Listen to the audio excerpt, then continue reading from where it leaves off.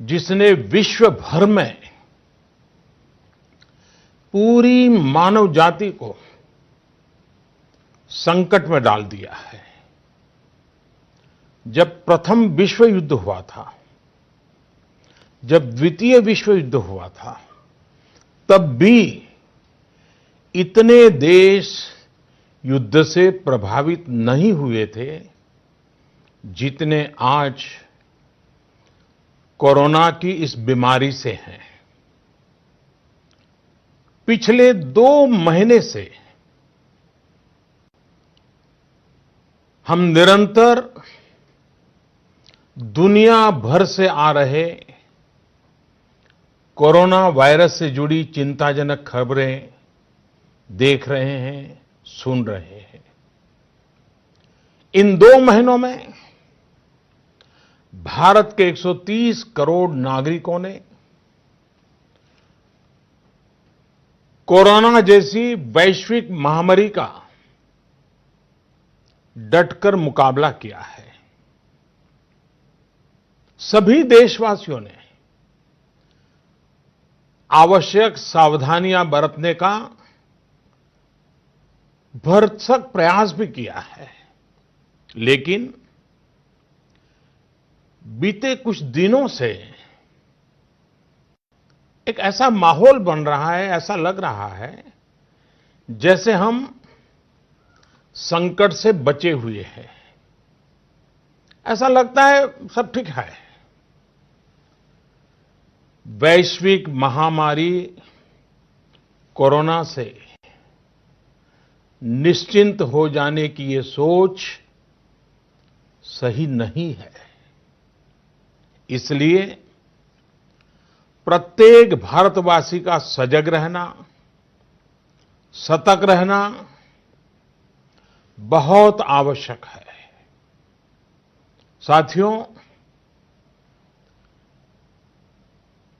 आपसे मैंने जब भी जो भी मांगा है,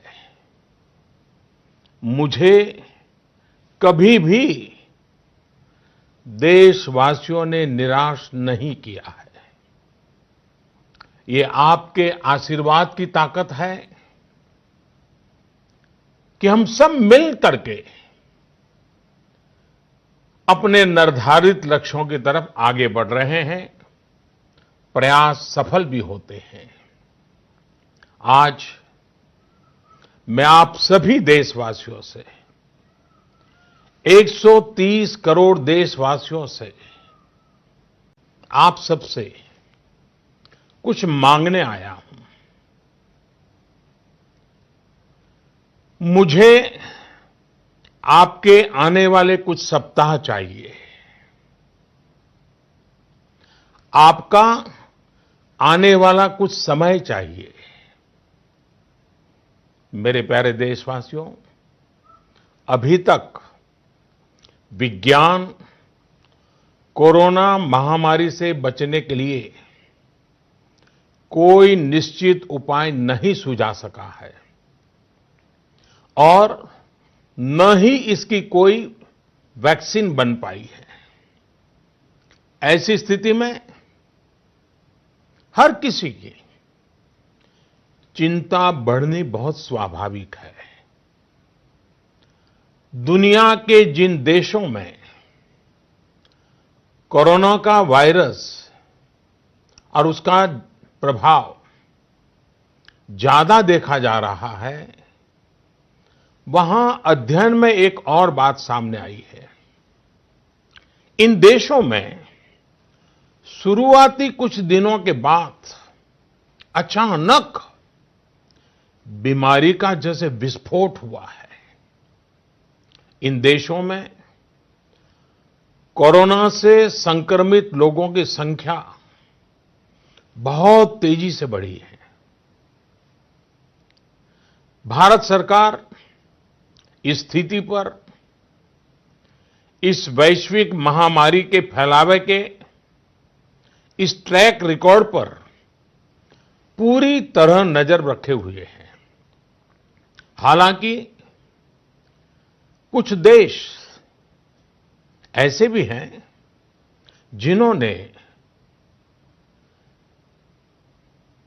आवश्यक निर्णय भी किए और अपने यहां के लोगों को ज्यादा से ज्यादा आइसोलेट करके स्थिति को संभाला है और उसमें नागरिकों की भूमिका बहुत अहम रही है। भारत जैसे 130 करोड़ की आबादी वाले देश के सामने, और हम वो देश हैं जो विकास के लिए प्रयत्नशील देश हैं, और हम जैसे देश पर कोरोना का ये संकट सामान्य बात नहीं है। आज जब बड़े-बड़े और विकसित देशों में हम इस वैश्विक महामारी का व्यापक प्रभाव देख रहे हैं, तो भारत पर इसका कोई प्रभाव नहीं पड़ेगा, ये मानना गलत है। और इसलिए इस वैश्विक महामारी का मुकाबला करने के लिए दो प्रमुख बातों की आवश्यकता है। पहला, संकल्प, और दूसरा, संयम। संकल्प और संयम।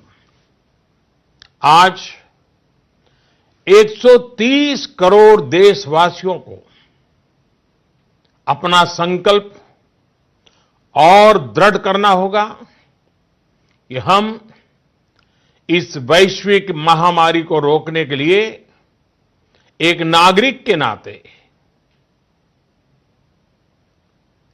अपने कर्तव्य का पालन करेंगे। केंद्र सरकार, राज्य सरकारों के दिशा निर्देशों का पूरी तरह से पालन करेंगे। आज हमें यह संकल्प लेना होगा कि हम स्वयं संक्रमित होने से बचेंगे और दूसरों को भी संक्रमित होने से बचाएंगे। साथियों, इस तरह की वैश्विक महामारी में एक ही मंत्र काम करता है, हम स्वस्थ तो जग स्वस्थ। हम स्वस्थ तो जग स्वस्थ।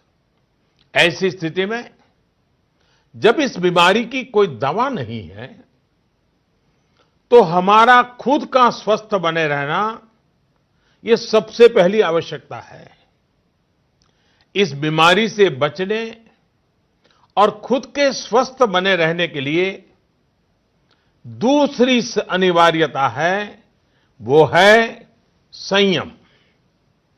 और संयम का तरीका क्या है? भीड़ से बचना, घर से बाहर निकलने से बचना। आजकल जिसे सोशल डिस्टेंसिंग कहा जा रहा है, कोरोना वैश्विक महामारी के इस दौर में ये सोशल डिस्टेंसिंग ये बहुत ही ज्यादा आवश्यक है और कारगर भी है।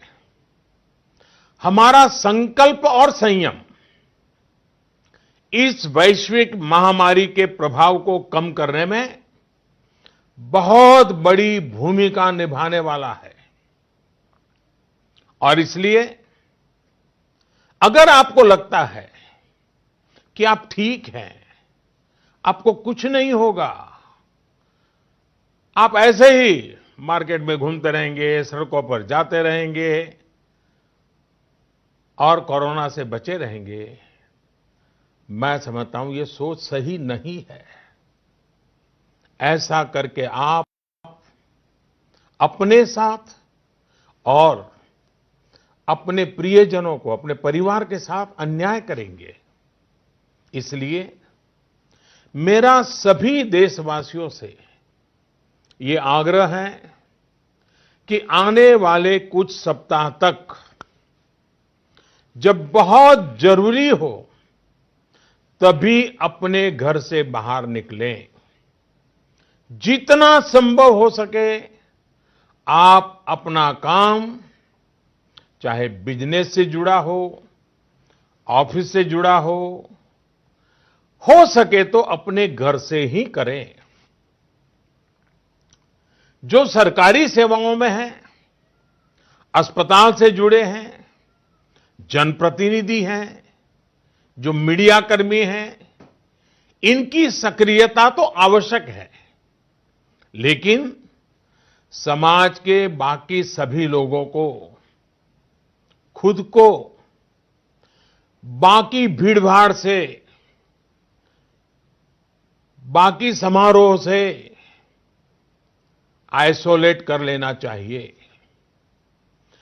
मेरा एक और आग्रह है कि हमारे परिवार में जो भी सीनियर सिटीजन्स हो, 60-65 वर्ष की आयु के ऊपर के व्यक्ति हो, वो आने वाले कुछ सप्ताह तक घर से बाहर न निकलें। मैं फिर से आग्रह करता हूं, 60-65 से ऊपर की आयु वाले हमारे सभी परिवार के जन घर से बाहर न निकले। हो सकता है कि वर्तमान पीढ़ी पुरानी कुछ बातों से परिचित नहीं होगी, लेकिन मैं आपको बताना चाहता हूं, मैं जब छोटा था उस समय हम अनुभव करते थे।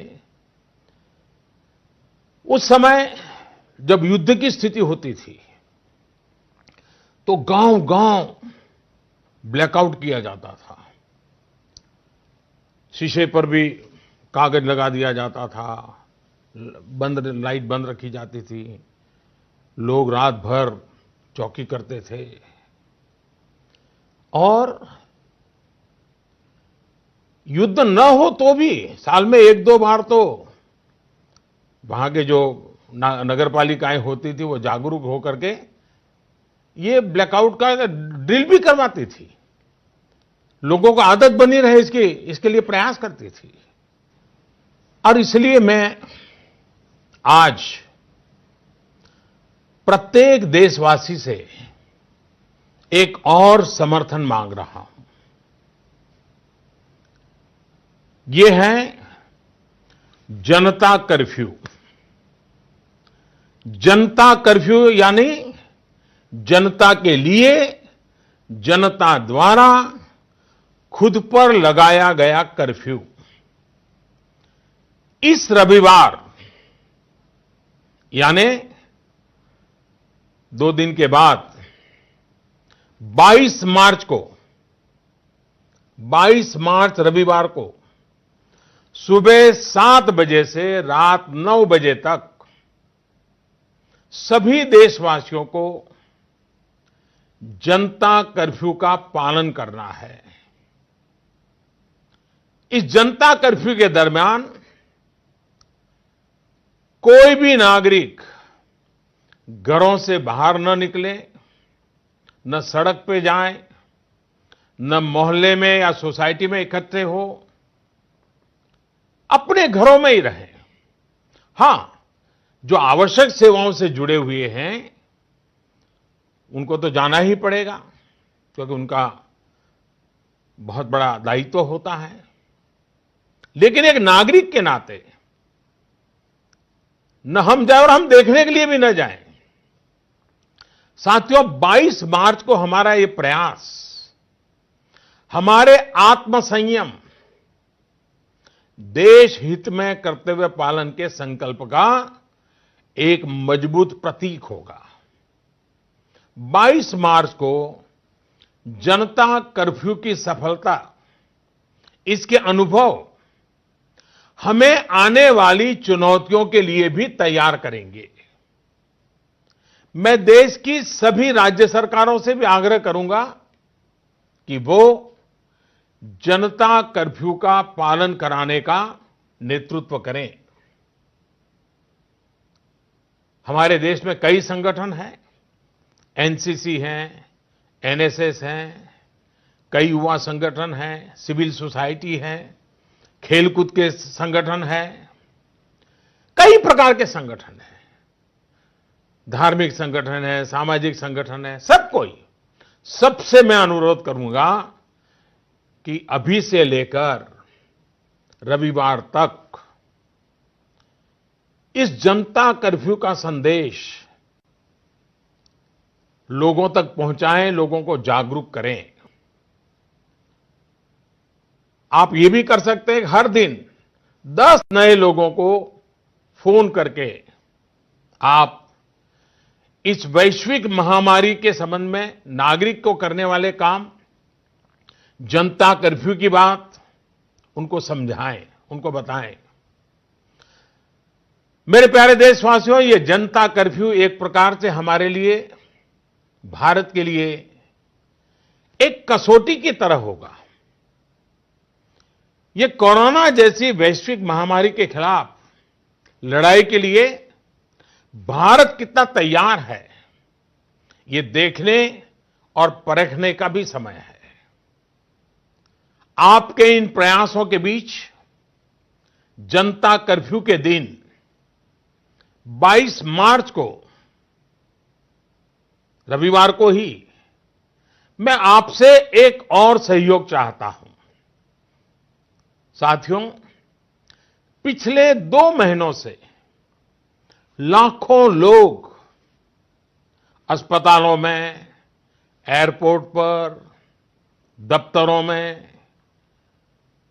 शहर की गलियों में दिन रात काम में जुटे हुए हैं।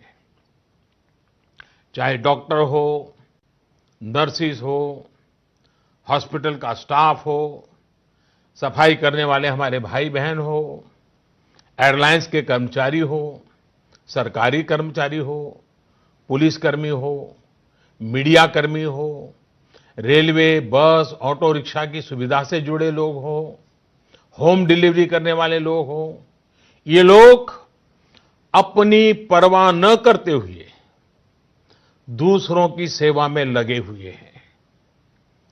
आज की परिस्थितियां देखें तो ये सेवाएं सामान्य नहीं कही जा सकती। आज खुद भी इनके संक्रमित होने का पूरा खतरा मोल लेते हैं। बावजूद इसके ये अपना कर्तव्य भी निभा रहे हैं, हर किसी की सेवा करने का प्रयास कर रहे हैं। ये अपने आप में राष्ट्र रक्षक की तरह कोरोना महामारी और हमारे बीच में एक शक्ति बनकर के खड़े हैं। देश ऐसे सब छोटे बड़े व्यक्तियों का, संगठनों का कृतज्ञ है। मैं चाहता हूं कि 22 मार्च रविवार के दिन हम ऐसे सभी लोगों को धन्यवाद अर्पित करें, और धन्यवाद अर्पित करने का तरीका भी देश के एक एक व्यक्ति को जोड़ सकता है। रविवार को, यानी जनता कर्फ्यू के दिन, शाम को ठीक 5 बजे हम अपने घर के दरवाजे पर खड़े होकर या बालकनी में या खिड़कियों के सामने खड़े होकर 5 मिनट तक, रविवार को शाम को 5 बजे 5 मिनट तक ऐसे लोगों का आभार व्यक्त करें। और आभार कैसे व्यक्त करेंगे?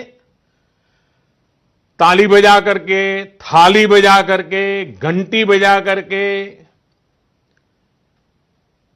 हम उनके प्रति अपनी कृतज्ञता व्यक्त करें, उनका हौसला बढ़ाएं, उनको सैल्यूट करें। पूरे देश के स्थानीय प्रशासन से भी मेरा आग्रह है कि 22 मार्च को 5 बजे सायरन की आवाज से इसकी सूचना लोगों तक पहुंचाए। सेवा परमो धर्म के हमारे संस्कारों को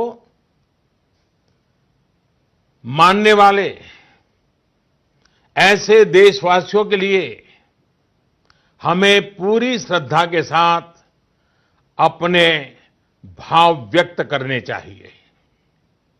साथियों, संकट के इस समय में आपको ये भी ध्यान रखना है कि हमारी आवश्यक सेवाओं पर, हमारे हॉस्पिटलों पर दबाव बढ़ना नहीं चाहिए, ताकि हमारी हॉस्पिटल की व्यवस्थाओं को, हमारे डॉक्टरों को, हमारे पैरामेडिकल स्टाफ को इस महामारी के लिए प्राथमिकता देने की सुविधा बने। और इसलिए मेरा सभी देशवासियों से आग्रह यह भी है कि रूटीन चेकअप के लिए अस्पताल जाने की हमारी जो भी आदत रही हो, उससे बचना चाहिए। जितना बच सके बचना चाहिए। आपको बहुत जरूरी लग रहा हो तो अपनी जान पहचान वाले डॉक्टर, आपके फैमिली डॉक्टर या अपने रिश्तेदारी में जो डॉक्टर हो, उनसे फोन पर ही उनसे आवश्यक सलाह ले ले। अगर आपने इलेक्टिव सर्जरी जो बहुत आवश्यक ना हो, ऐसी सर्जरी उसकी कोई डेट ले रखी है, तो मेरा आग्रह है कि इसे भी आगे बढ़वा दें। 1 महीना बाद की तारीख ले लें। साथियों, इस वैश्विक महामारी का अर्थव्यवस्था पर भी व्यापक प्रभाव पड़ रहा है। कोरोना महामारी से उत्पन्न हो रही आर्थिक चुनौतियों को ध्यान में रखते हुए सरकार ने, भारत सरकार के वित्त मंत्री के नेतृत्व में, फाइनेंस मिनिस्टर के नेतृत्व में सरकार ने एक कोविड-19 इकोनॉमिक रिस्पांस टास्क फोर्स, इसके गठन का फैसला लिया है। ये टास्क फोर्स सारे स्टेक होल्डर से नियमित संपर्क में रहते हुए, फीडबैक लेते हुए, हर परिस्थिति का आकलन करते हुए निकट भविष्य में फैसले लेगी।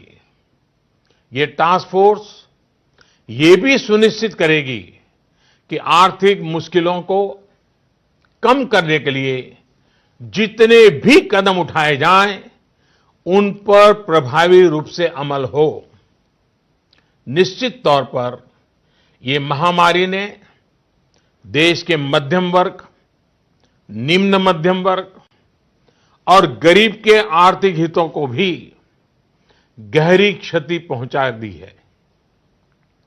संकट के इस समय में मेरा देश के व्यापारी जगत, उच्च आय वर्ग से भी आग्रह है कि अगर संभव है तो आप जिन जिन लोगों से सेवाएं लेते हैं, उनके आर्थिक हितों का ध्यान रखें। हो सकता है आने वाले कुछ दिनों में ये लोग दफ्तर ना आ पाएं, आपके घर ना आ पाएं।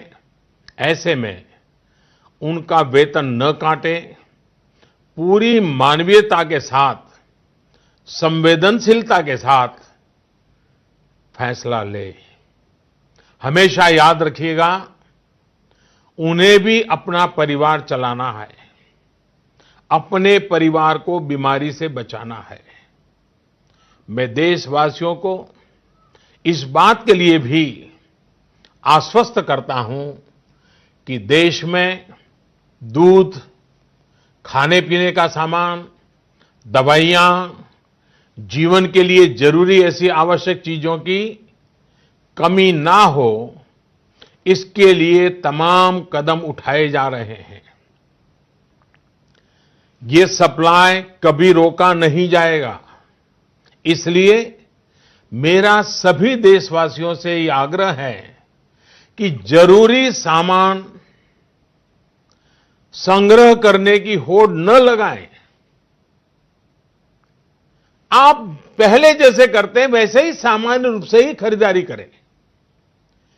पैनिक बाइंग ये कतई ठीक नहीं है, उसको न करें। साथियों, पिछले 2 महीनों में 130 करोड़ भारतीयों ने, देश के हर नागरिक ने देश के सामने ये जो संकट आया है, उस संकट को देशवासियों ने अपना संकट माना है। भारत के लिए, समाज के लिए, देशवासियों से जो बन पड़ा है, हर किसी ने किया है।